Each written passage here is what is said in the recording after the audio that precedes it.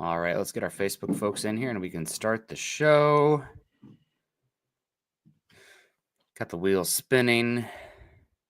1 and 2. All right, welcome in. It is Monday morning. It's only, another 7 months until football season. And it's time for an episode of Broncos for Breakfast. I am Nick Kendell, joined by once again Scott Kennedy. Scott, the three-peat's over. The dream is dead. The NFL history of, the Kansas City Chiefs and everything went away with a bang last night. They were, and banged again, bludgeoned to death by the defense of the Philadelphia Eagles. Shout out to Vic Fangio, Cooper DeJean, somebody that, I've been touting for 4 years on here now. So happy to see him get his first defensive touchdown. Shout out to my friends who bet, I think, $10 and won like $1,000 on a Cooper DeJean anytime touchdown. So they're good for them. They're sitting pretty today. It's Eagles win and the Chiefs three-peat is over. How you doing? How'd you enjoy the game yesterday? I didn't watch it that closely, to be honest with you. I mean, when we talked about the interest was at probably an all-time low from a fan point of view, we weren't joking. Yeah. It's like, yeah, I mean, we're all kind of rooting against Kansas City just for this, change for the sake of change. But I don't really care about the Eagles either. They've been there. So I watched, and just from an analytical point of view, watching the front four just demolish the Chiefs offensive line and how good you can be on defense if you can get pressure with your front four and not having to blitz. I got a little tired. It's like Fangio. I'm like, dude, you give me that front. If my front four is whipping the offensive line's ass like that, I could call this defense. I'm dropping 7 in a coverage. I'm going to be okay. It's not like you were calling up a huge, that was more of a team building aspect. And then I wasn't going to pick against the Chiefs until somebody finally beat them. And the Eagles left no doubt. There's not any controversy. There's no calls. There's no nothing. There is Eagles beat them down and enjoy it, Philadelphia fans. There's no question about who the Super Bowl champion is. And that's kind of what we all want at the end of the day, right? I don't want any controversy. I want a good game. And for the sake of, and then I'll hand this back over to you, for the sake of it not being the same team for the third year in a row, it was a good game. Yeah. I mean, I enjoy it because it helped confirm a lot of priors for me. Mahomes had 3.24 times to throw and 6 sacks, the highest in a game this season for PFF. He had the second lowest QBR of any quarterback in Super Bowl history. He was pressured Who's on first, Rex Grossman? Who knows? Hopefully not one of the Broncos Super Bowls. Eason in 85. Mahomes was also pressured on 55% of his drop back versus the Eagles, and he was 55% versus Tampa Bay, 60 versus the Eagles here tonight. I mean, they absolutely got after it up front to blitz 0 times and to get as much pressure as they did. When you have a defensive line that's winning the one-on-ones and you don't have to send extra guys, forcing the quarterback to throw into tight windows, it's a recipe for success. And it's not just what they did to Mahomes as well, Scott, but what the Eagles did without having to run blitz, heavy boxes, play nickel personnel, and stop the run as well. I mean, Kareem Hunt, 3 carries for 9 yards. Pacheco, 3 carries for 7 yards. P. Ryan, 1 carry for 8 yards. It was a total domination. And to be able to do that up front while mainly playing nickel personnel as your base and without blitzing is, I mean, a thing of beauty. I know it's kind of boring, right? At the end of the day, like, how did you win? Our defensive line beat the heck out of them, and we didn't have to blitz. And there's nothing boring about that, dude. There's nothing boring about getting pressure on the quarterback and third and longs and stuff. What's boring is 15 play, 45-yard drives for field goals. I guess what I mean is the analysis is kind of boring, right? It's nothing groundbreaking. The better guys if you have better guys winning their one-on-one matchups up front, guess what happens more times than not? Even against all-time great quarterbacks, you force them into tight windows, you force them to evade the pocket, you make them uncomfortable, and you win football games. And I know there's been a lot of And we're going to continue to have off-season conversation about, the Joker, everyone drink, or wide receiver, or what can we do to best help out Bo?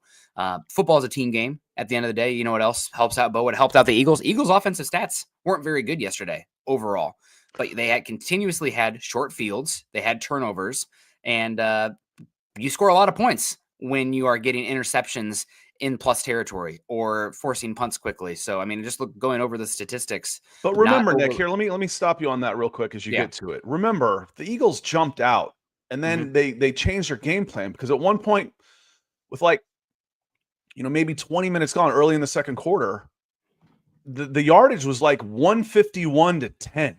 And if you extrapolate that across 4 quarters, they have 450 yards offense. So it was ball control. Yeah, it was, the game changed as they started taking over. Their offensive game plan changes, but they were moving the ball, especially if you take away that silly pass interference call at the start. That was a big play that got negated.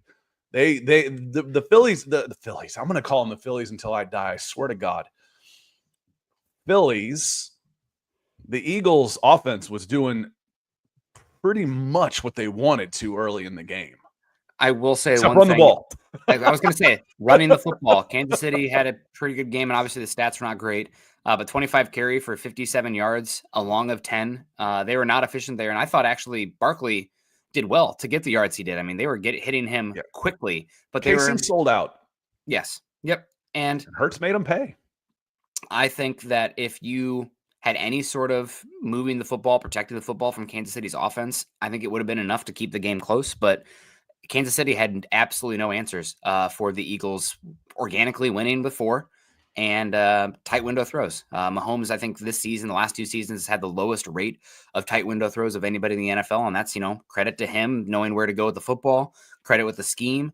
They forced him to do it in this game. It's because they didn't blitz and they are able to run and still play pass with their nickel coverage, because Cooper DeJean is such a chess piece. He tackles like a will linebacker and he covers like a cornerback. And when you do that, we talk about an offense all the time, having 11 personnel that functions like 12 personnel, having a wide receiver, a big slot that's such a good blocker, it's essentially 12 personnel. Same thing with the defense. If you have a slot cornerback who is so big and long and physical that he can set the edge as a run defender coming downhill, play that gap, but also play man coverage, jam Travis Kelce. The Kelce eraser there, Cooper DeJean, that can do a heck of a lot for you personnel wise. And scheme wise. So shout out to the Eagles. Again, I feel like you and I are a little bit vindicated. I'm sure anybody listening here are also kind of on the same page with us. Like, you know what? Like, Denver needs wide receiver, running back, tight end, but it's never a bad idea to invest premium assets in your defensive line and pass rush. And Eagles have done that continuously the last 15 years. They've used, I think, 7 of their 15 first round picks on edge or defensive line. And man, it showed up in this game. And if it weren't for talking about getting back to, I got 2 points to make, and I'm mixing. They're train wrecking in my head. Trenches, trenches, trenches has been a mantra of this show for 4 years. Win in the trenches, and you're going to be a pretty good team. And the other one for me was, if this wasn't the Chiefs, and it was the Buffalo Bills, who had all the Chiefs numbers, the Chiefs record, the Chiefs schedule, the Chiefs statistics, the outcome of this game wouldn't have been a huge surprise. We're all just kind of surprised because it was the Chiefs, because of the uniform, because of the helmets that were out there, the laundry that was out there.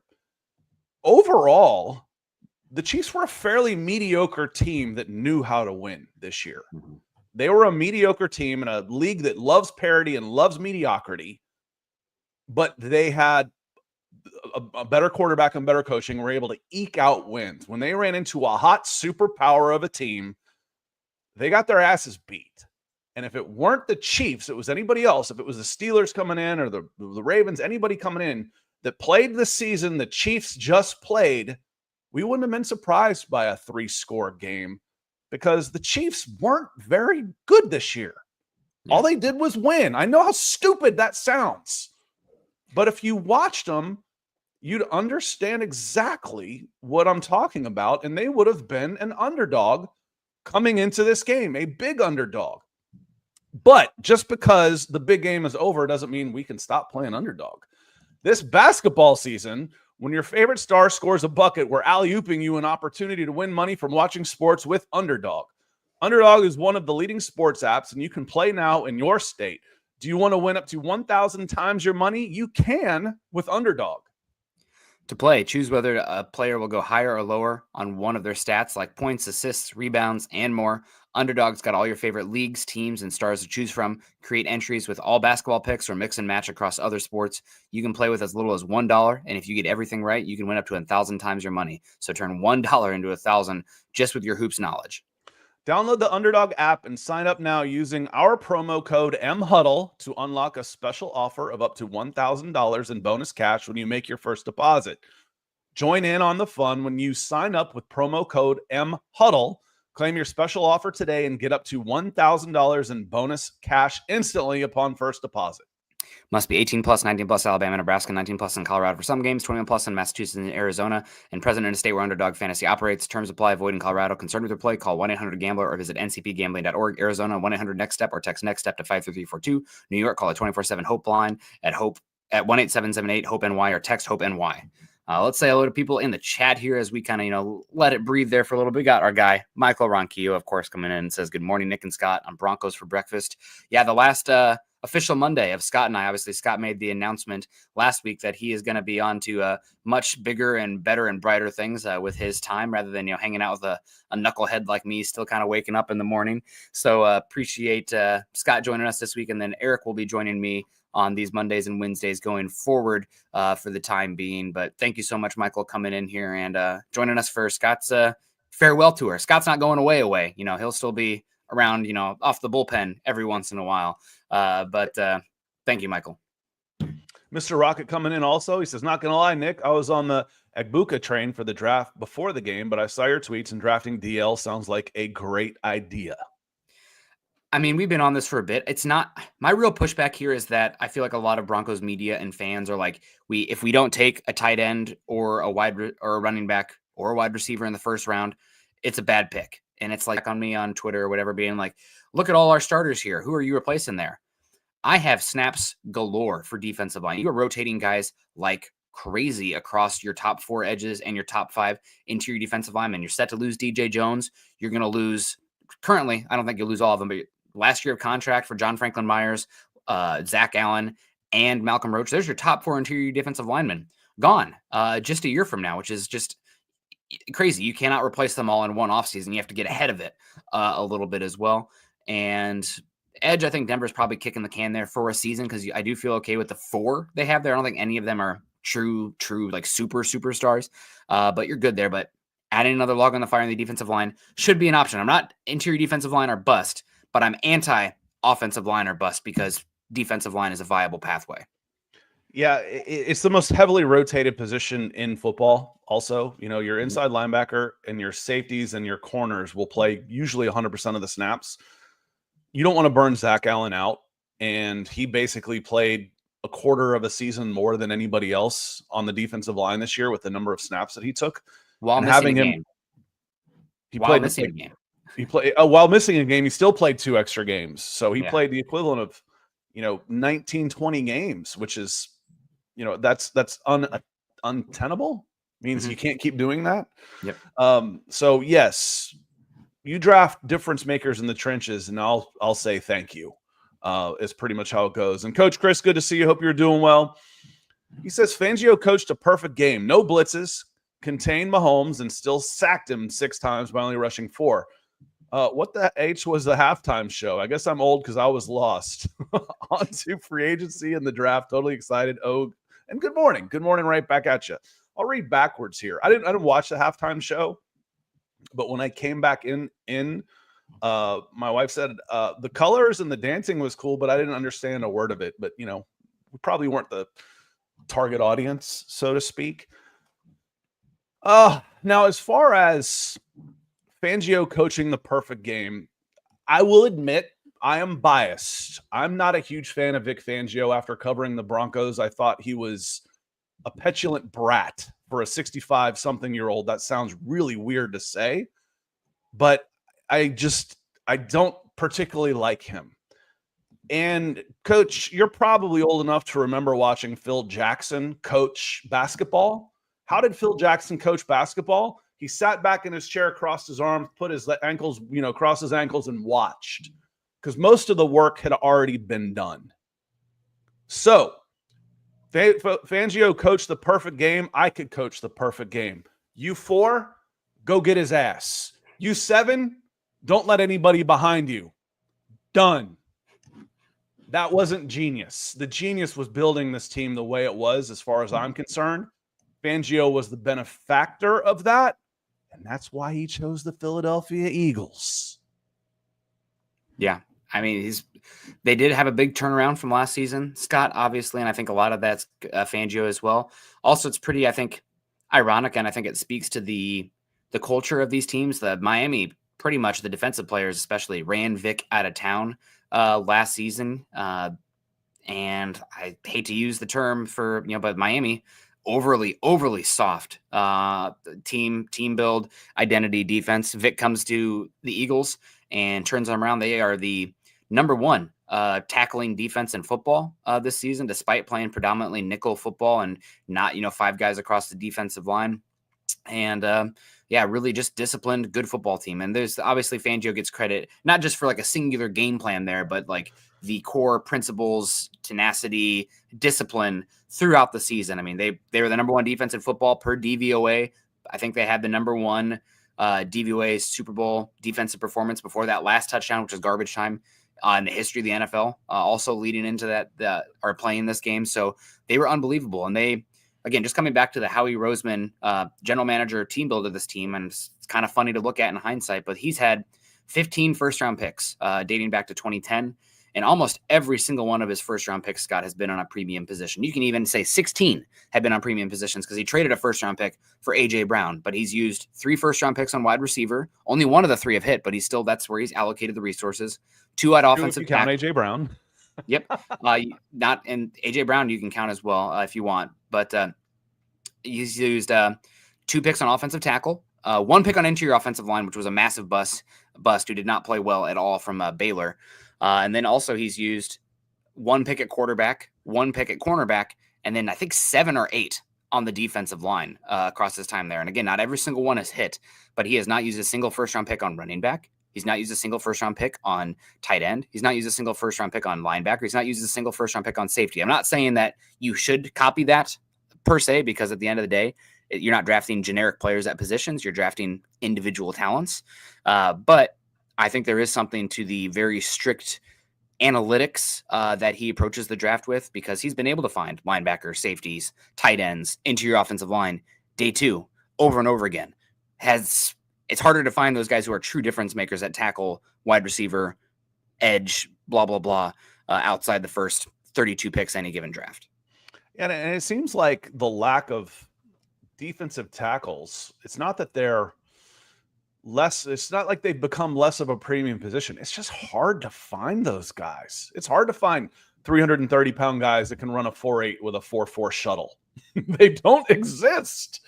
There's not very many of them on this planet.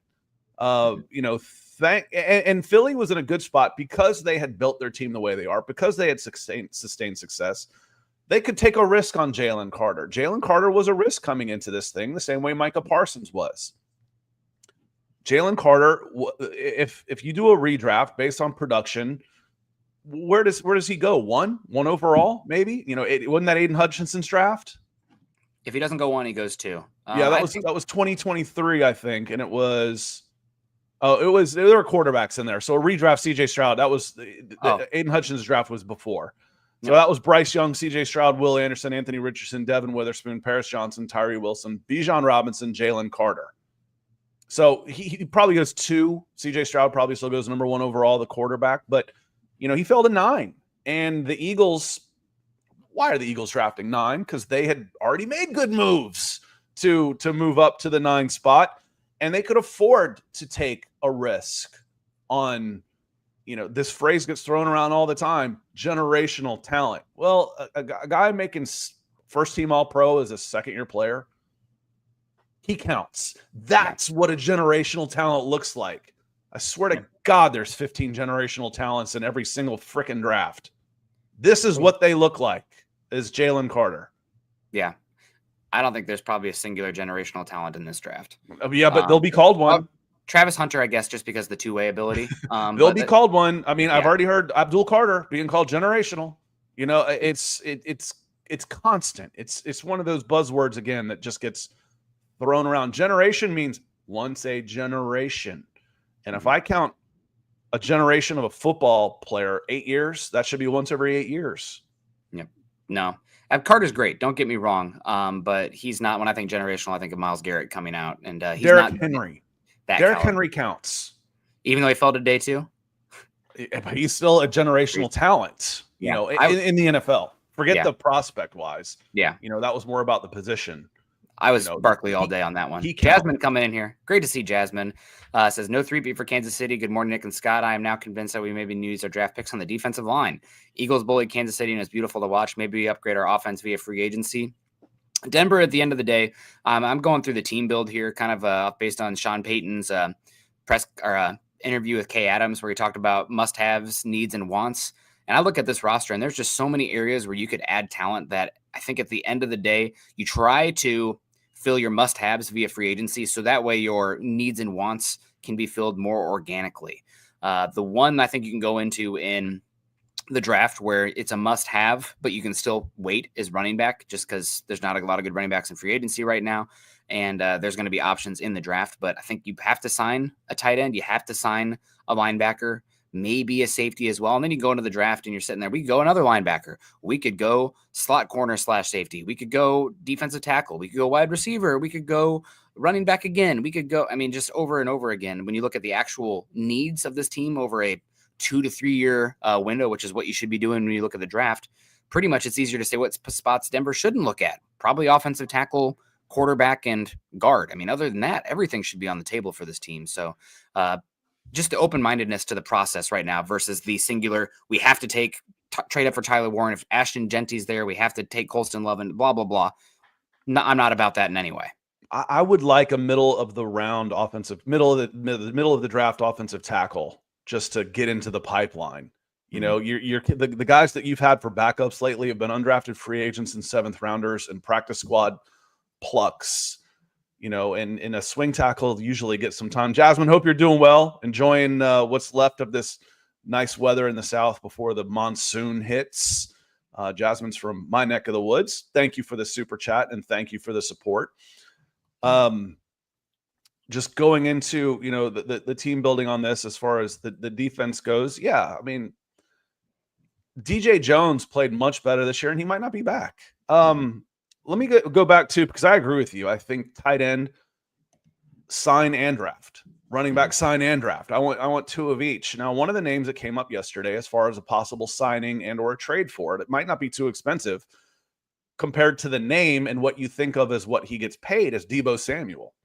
Now, Debo Samuel has been granted a request to seek a trade by the 49ers. His agent and Samuel have been granted a request to go out and seek the trade. And you look at his contract, it's so weird that the tradable part of his contract, his base is $1.2 million, and then he's a free agent, and then an option bonus of $5 million.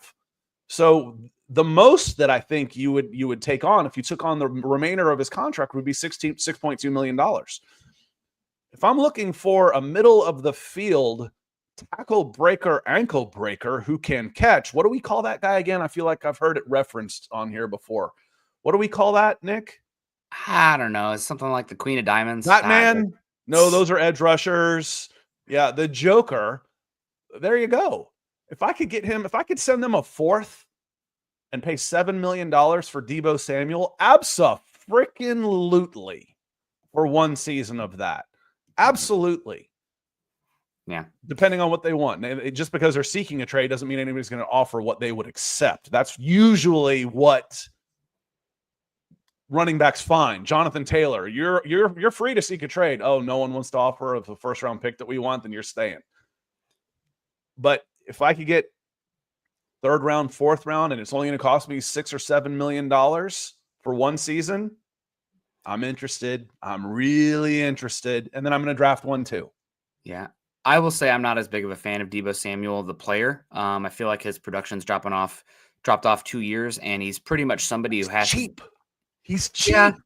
he's cheap. I think I'd If rather he's have cheap. Cooper Cup. If he's I'd cheap. rather play the Cooper Cup role. I think he makes more sense for this offense. The thing, my issue with Debo is I don't think he can run routes very well. He almost needs to be purely schemed touches.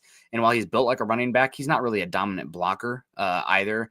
So I'd much rather, I mean, the way I see it, Scott, is he's When going have to you eat. heard anybody say we need the Joker to block? If they're playing tight end or running back, it's part of the equation. But that's I think that Debo, I'm not as big of a fan of Debo because I think he eats directly into Marvin Mims' role in this offense. I think you need somebody who's actually a man coverage beater at wide receiver who either can play the big slot role and function as a tight end in space, or a Z who can beat man coverage. But that's just not Debo for me. I think there's going to be other options or teams that would value him more than Denver. I'm absolutely kicking the tires on, hey, what are you looking for? I think, as an offensive weapon that wouldn't cost much, as far as, if he doesn't cost much, that's the key. Yeah. If I can get him for a third rounder or a fourth rounder and $6 million, which is the way I'm looking at it, that's all he cost, I'd do it in a freaking heartbeat. Yeah. I just But agree on again, those are big ifs. Those are big ifs right there. Because again, I'm not banking my entire season on Debo Samuel. I'm drafting a guy too. I want a running back to sign one, and I want to draft one. Maybe draft two. If I don't sign one, I might draft two running backs. If they'll take a 6 for him, I'm interested. I don't think he's actually very good anymore, Scott. That's the big thing. I just like watching him this year. The juice is gone, the broken tackle ability is gone, and he's not such a dynamic athlete that's like, okay, we have to figure out how to scheme this guy open. Which is why do you want to play running back? Yeah, so I am not as interested in Debo based on what I've seen from him as a player at this point in his career. And I think because he's not really a useful utility player either, that the floor is very low. No, For him. he's got to be a dynamic weapon basically out of the backfield, slot backfield. And then I'm interested. If I don't think he's that anymore, and you don't think he's that anymore, it's not about the cost, because the cost is low. The cost, the risk would be low. Yep. Your problem is I just don't think he can play anymore. That's a much bigger problem. That's what I'm saying. That's an X factor right there. Yeah. I just don't think he's any good. We don't want older players. We don't want too expensive players. No, you want some veterans. You want a veteran and a rookie. Yep. But I don't think he can play anymore. All right, well then I don't want him then. I'm just not impressed. Yeah, Brandon Williams says, I'll listen afterwards, guys, but just wanted to say last night was a great night. Appreciate you guys. Appreciate you, Brandon, coming in. Big time stars from Brandon. Thank you, sir. Heck yeah. Appreciate you a lot. We got Jason coming in, says Jimmy Graham and Jeremy Shockey weren't great blockers either. I think Shockey was a decent blocker. I mean, he did a lot of in-space stuff too, but he wasn't, nobody was confusing him for Gronk. And I also think Shockey was a pretty good blocker. Yeah, he was pretty good. He wasn't Jason Witten. Jimmy was just a massive human being. He was a basketball player. Yeah. 6'6", 260, I think is what his weight was. What a unique player for him. I think the issue is, and Sean Payton has forgotten more football than I'll ever learn 10 times over. But a lot of these players, your Jimmy Grahams, your Shockeys, your Wittens, and how I think a lot of the fans are talking about the tight end position is that back when Sean Payton was dominant with these guys, we were still in a base league, Scott, right? It was 4-3, 3-4 till the cows come home. It didn't matter. Now teams are trying to play your nickel as base, your even dime as base sometimes. So unless your tight end is in my opinion, unless your tight end is a good enough blocker to punish teams for playing light, or they are such a good wide pass catcher that like you could change their name to wide receiver. They're just as good as the wide receivers. I don't think it makes as much sense to go for like a Jonnu Smith or something. Like your tight end, unless they're so good as a pass catcher that you can evaluate them against wide receivers, needs to be somebody who dictates the opposing defense's personnel. Because if they're just going to match up against your pass catching tight end as a wide receiver, I can freaking find a blocking wide receiver who's 10 times the pass catcher than these tight ends that can't block at the end of the day. Smith can't block. Yeah, that's again, he's very niche kind of player where it's fine, but that's more of like a round 4, gadgety type of addition to the offense, not somebody the offense runs through, so to speak. And if you're using a top 100 pick on an offensive weapon, it needs to be somebody who the offense runs through. D4, Skanky Hanky, the gang, I don't know what's going on, but he says a couple double loons for the We Love Scott Fund. Well, thank you so much. We do love Scott, and definitely You make sad me he's going to be blush. moving. Certainly appreciate it. D4 and Anthony's backing right up on that one too. He says, thanks for the show, guys. Rarely able to watch live. Love it when you're here though. But had to thank Scott for his time here in the mornings. It's been great. Glad I'll still get to catch you on the Falcons pod during the draft. Yeah, we'll still be Mondays and Wednesdays. That one's just over sooner. When I do this one, basically my day is shot until noon, my time, and that's become a little tough for me. So thank you. And Nick and I will still be together. And frankly, I'll probably be the first arm out of the bullpen when they need a replacement. I'll probably be on a show next week, for goodness sake. So I'm not going anywhere, still producing, still be around. I'll still be a part of Broncos country if you'll have me, and appreciate AE. Yeah, of course. Thank you so much, Anthony. We appreciate you coming in here. But yeah, I mean, again, big takeaways for me from this Eagles team and this game, Scott, is that it's very much built upon the lines of scrimmage. Now, granted, this doesn't mean that the Eagles didn't have premium resources invested into the offense. Saquon Barkley, number 2 overall pick previously, really talented. Didn't use a first round pick themselves on him. Just signed from free agency. They also obviously traded for AJ Brown, drafted Devonta Smith. So it's not like they're completely barren of offensive weaponry and premium resources there, but they are secondary, ornamental compared to what the basis of this team is, which is offensive line and defensive line. They got, I guess we'll just call it lucky. Jordan Mailata is one of the best offensive tackles in football, and they took him in the 5th round. The interior offensive line are early day 2 picks, but still day 2 picks. Then you got Lane Johnson, who's been the first ballot Hall of Famer, former number 4 overall pick at right tackle. That's the basis of the team on offense. Everything orbits around the offensive line on that side. And then the defensive line, again, it's not just the first wave. They're 8 deep. It was 2 years ago when they lost in the Super Bowl, but they broke the record for pressure. And it wasn't necessarily that they had a Jalen Carter at that point, right? They drafted him after that season, which is insane, which changes their dynamic. But they went 8 deep on that unit and were able to get after the quarterback. And they still ended up losing to the Chiefs in the Super Bowl, but they got to the Super Bowl. And so again, it's build the mug, build the shirt, whatever you want to say. Trenches. Is Denver to the point, deep enough, satisfied enough where you can look at offensive weapon? Of course, I think they are. Yes, if you have a difference maker there for the next decade, it's on the table. But if you don't see somebody there, going to the defensive line is 100% a viable path for this team, because there's going to be reps. And at the end of the day, if you can get home with your defensive linemen and their one-on-ones, you are going to be a problem. And that carries across any team, any scheme, years, if you continue to invest in that side. First year in charge, Sean Payton's 3 big free agent acquisitions were what? Offensive line, 2 offensive linemen, and 1 defensive lineman. There you go. Trenches. Can the Broncos copy the Eagles? In a sense, they have.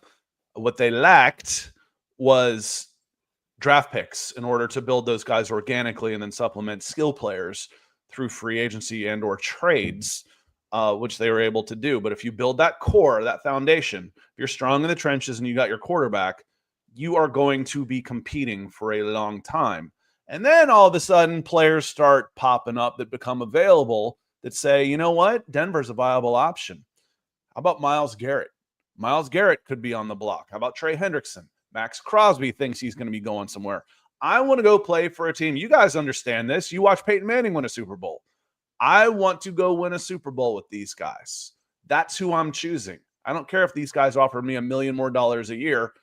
I'm getting 10. I don't need 11. I need a ring. And it looks like you've got your quarterback, and you've got a coach that understands the trenches and has invested in the trenches in a big way. And I think that will continue.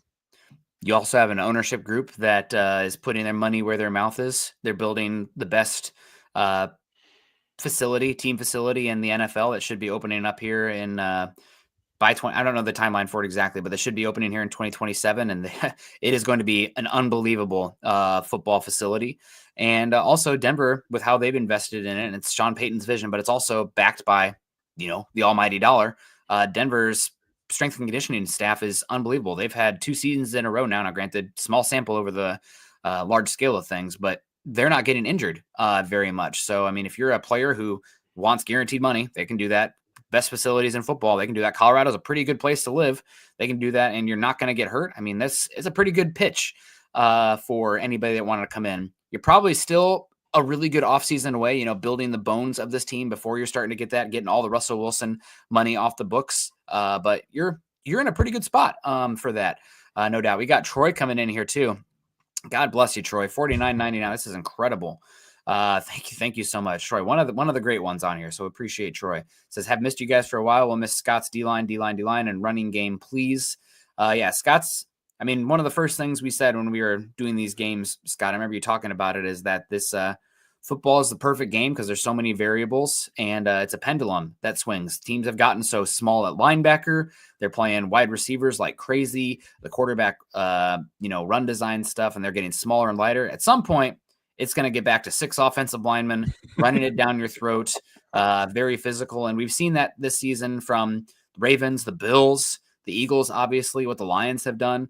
The running game is back. And I don't think that we have like the basic like output for passing game, but I don't think it really takes into account Scott, as you like to say, the body blows that the run game sets up with, the physicality, the dominating nature. It is these aren't just robots out there. These are people. There is a demoralizing, Nick. Yes. It's demoralizing when someone is pounding on you like that, and it pays. It's again, the analytics are awesome. I love analytics. I just don't think it's the end all be all, because it removes the human factor, which can be a good thing. Mm-hmm. Sometimes that's needed. But when we're talking about affecting outcomes of game, the emotion factor isn't there in analytics. And, the tush push, that's demoralizing as hell. I can't stop this. That's in the back of your mind. That doesn't factor into analytics except for first down conversions, third down conversions and stuff. Yeah. It's demoralizing. So it does. I've got 20 years on Nick, and I said I'm old enough to have seen a couple cycles. You will. It'll come back. If you're lucky. But yeah, the D-line. One of the other things I like to say, Troy, all the time is, there is no such thing as unbiased. Bias is our personalities, it's our experiences that make up who we are and how we judge what's out there. One of my biases, one of my all-time favorite teams, I was 19 years old and going to Auburn at the time, and I didn't grow up in Alabama. One of my all-time favorite teams is the 1992 Alabama Crimson Tide. That team had a game manager at quarterback and a glass-eating, fire-breathing defense with Copeland and Curry and George Teague on the backside, and one of the best defenses in the history of this game. Meanwhile, I'm watching Jerry Glanville and June Jones run and shoot in Atlanta and having a clown show. I'm like, I like this better. I like watching this Alabama team better than I like watching this circus show of the Atlanta Falcons with the run and shoot. Now, the run and shoot and aspects of it became much more popular as the rules changed and things moved on. But big and fast always plays. It doesn't matter the scheme, Nick. Yep. That's another big takeaway from this draft. And thanks again, Troy. This is so helpful, and we really do appreciate that. Now that we're, 7 months away from football again. Who's counting? Draft is, free agency next, and then the draft. So that'll be fun. But again, you don't want to have so many outliers. You don't want to have a team built of outliers. And there's something to be said about just drafting the biggest, meanest, most athletic mother trucker out there and continuously investing in those people. You can find linebackers, you can find safeties, you can find interior offensive linemen and tight end, running back, but there's something to be said about those freaks along the offensive and especially the defensive line. We got Jonathan coming in here. Nick, you better stop wearing a hat. We'll need to keep someone's head nice and shiny. Thanks for all the great shows over the years, Scott. Glad you're able to see the end of the Chiefs. And this is something, too, I appreciate this, Jonathan. I still got, Scott's got hair, too, but my forehead can be nice and shiny also. I'm getting the silvers these days, Scott. It's just out of the side of my head like Littlefinger. It's driving me insane. Mine are on the chin. My chin sparkles when I get a little stubble. Yeah, it's. But I don't mind it. I feel like, hey, I've made it. I'm old. There was a long time in my life I wasn't sure I was going to see 30. I'm like, hey, I've made it this far. It feels like battle wounds. I'm like, nice. I got some gray. It's not quite. It's not as bad as you think it was. Like, I'm happy to have made it this far. Yeah, absolutely. And my dad always says, talking about stuff, he's like, oh man, it sucks getting old. And I always like, well, it sure beats the heck out of the alternative. That's exactly what I say. It beats the alternative. Thanks, Jonathan. I will say, guys, this isn't the end of the Kansas City dynasty or era. They lost this one. They're going to be back. Mahomes is still there. They're going to probably patch their catastrophic Achilles heel that was their left tackle this season. They're going to add Rashee Rice back to the fold, who was looking like he was going to end up one of the top 5 fantasy quarterbacks in football. Spagnuolo is going to be back. Reed's going to be back. And let's be real, Scott, Travis Kelce is not Travis Kelce anymore. Rashee Rice was getting the Travis Kelce targets in the offense. Again, going back to wide receivers who block and play like tight ends, being better than actual tight ends a lot of the time. But I digress. But the Chiefs, their dynasty is not done. They do bleed though, right? That's the thing. This is a team. They're not. He's cut. Yeah, they do bleed. So you can get after them, and that's something that, again, I'm here for the offensive weapon conversation, still the same, but defensive line and stacking on that side is a viable path, of course, especially because your needs on offense are not necessarily round 1 needs, as you always say, and it's true. A second round pick on a running back is a premium resource expenditure on the position. Mm-hmm. A second or third on a tight end is a premium resource expenditure on the tight end position relative to where your star players tend to come from for those positions. So again, not saying I'm out on offensive weapon at 20, but you have other viable paths. If you don't take one at pick 20, the sky's not going to fall. Yeah, I really hate being misquoted because I'm in the business of prognostication, and I'm wrong enough on things that I'm prognosticating that I don't need to be misquoted. One of those is Chad was in there saying, Scott doesn't think a round 2 pick is a premium pick. I'm like, on a running back, it is. Mm-hmm. Yes, it is. On a safety, it is. On a linebacker, it is. So, a day 2 pick on a non-premium position is a premium pick, mm-hmm. and that's what makes it fun. When I've got quarterback taken care of, the biggest needs on this team, on this Broncos team, are places that aren't that expensive to try and go out and fix. Mm-hmm. If I go running back and tight end, and linebacker, those might be the 3 biggest needs. And then I need help at wide receiver, and I need more depth at defense. I need, the regular team building stuff. But my impact guys where I need this guy and I can plug him into my starting lineup, running back, tight end, linebacker, those aren't premium positions. Those can be had for cheap. Yep. It's sometimes tough to scout those guys and they can get it right. That's the other thing. Safety also. A lot of those neck up positions. I mean, it's different. Like running backs, if you look at the league, like most of the superstar running backs were first round picks. Scott, it's just the shelf life isn't great, right? But I do think Denver's lined up to use a premium pick on running back with the Bo Nix rookie contract conversation. Tight end is a weird one because I don't think teams actually utilize tight ends in college like they do at the NFL, so they're hard to evaluate. They're not developed. So it's, again, not a really good correlation between the earlier the pick, the better the player at tight end. And linebacker and safety and interior offensive line, it's as much about the technique, the processing, stuff that you can't evaluate based on the measurables. So they're hard to evaluate and hit on based on the measurable statistics as well. I agree. Most tight ends that are good enough to play in the NFL are good enough to play wide receiver in college. Mm-hmm. They're good enough to beat most slot corners. Think how hard it is to get 4 corners on the field in the NFL. Now try and do it in college. There's 100 teams and it's younger guys. So if you're capable of playing tight end in the NFL, you can drop in a slot and be a productive wide receiver. So I agree with you there. And then I just think it's the positions just change, the allocation of, like you said, why would I use a tight end when I could use a wide receiver there?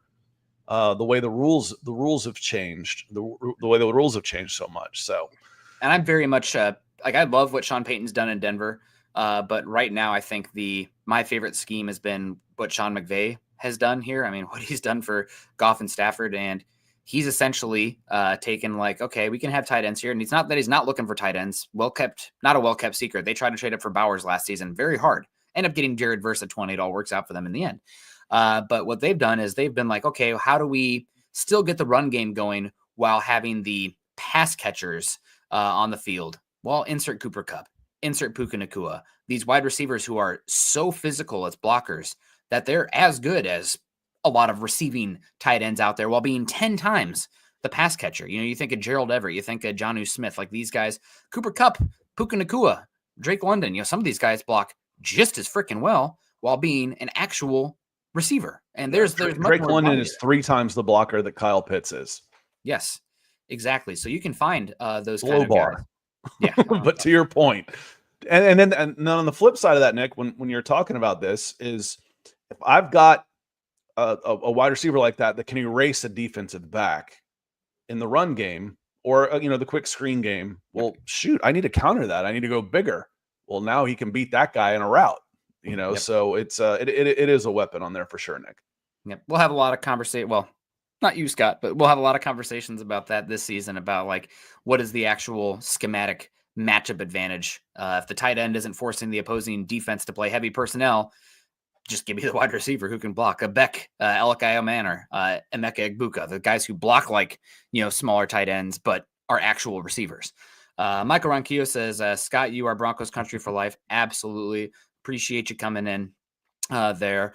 And we're going to wrap on it up here. We'll do a mock draft on Wednesday. But the big takeaways, the Eagles, they've invested heavily in premium positions. Shout out to Howie Roseman winning 2 Super Bowls with 2 different head coaches and 2 different quarterbacks is pretty incredible. I mean, he's probably, after this one, he's probably getting ready for Canton at some point, unless something horrible happens. But that's a pretty unbelievable run they've done there in Philly. And trenches. That's a good point. It came to mind. I'm like, okay, who else has done that? I'm like, and I'm not sure if the general manager was the same. I'm like, all right, 49ers, with Walsh, Seifert, Young, and Montana. Mm-hmm. Who else? I mean, I'm sure it's been done. Maybe the Cowboys? Cowboys had Aikman the whole time, though. They did? Okay. Yeah. While they had general managers, because I'm sure that switched, because Jimmy Johnson and Jerry Jones were the general managers, so anything that happened before that didn't count. And Aikman was the quarterback the whole time of that run. I'm not sure, because it's been the 2000s were dominated by Brady, Peyton, and Roethlisberger. It's hard to find other teams that were doing that.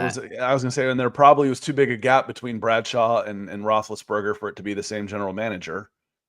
And Conga is saying the team formerly known as the Redskins, or they were. And the Packers hadn't done it. The Redskins, They had Gibbs the whole time, though. They did it with different quarterbacks, but they had the same head coach. Joe Gibbs is might be the only guy that's won it with 3 quarterbacks. Each one of their Super Bowls was with 3 different quarterbacks. That's a good one. The only one I could think of possibly, and I don't know if the general manager is still there, is the 49ers. Yeah, I'm not sure. We'll have to look into it. But we're going to get on out of here. Appreciate everyone coming in today. A lot of super chats. Michael Ronquillo, Mr. Rocket, Coach Chris with a new picture of the dude on there. I recognize that. It's still the dude, but it's a different one. Jasmine coming in. Brandon Williams, of course. D4, Stanky Hanky, and the gang, of course. Anthony Edwards, Michael Ronquillo again. Troy Boer, Jonathan Falk. You guys are great. Thank you so much for coming in and hanging out with us today. Make sure you're following Scott and I on Twitter. Scott's at Scout Kennedy. I'm at Nick Kendell, MHH. Also follow us at Mile High Huddle. We're over at Facebook.com/Mile High Huddle and Facebook.com/Mile High Huddle Pod. And as that ticker says there underneath, please subscribe, like, and share over on YouTube. Thanks to everyone coming in here today. We'll be back again live Wednesday morning with hopefully some more news, anything on the Broncos front there. But hope everyone has a great rest of your day. Happy Monday. And go Eagles, go Broncos. Choose kindness, compassion. We'll see you later.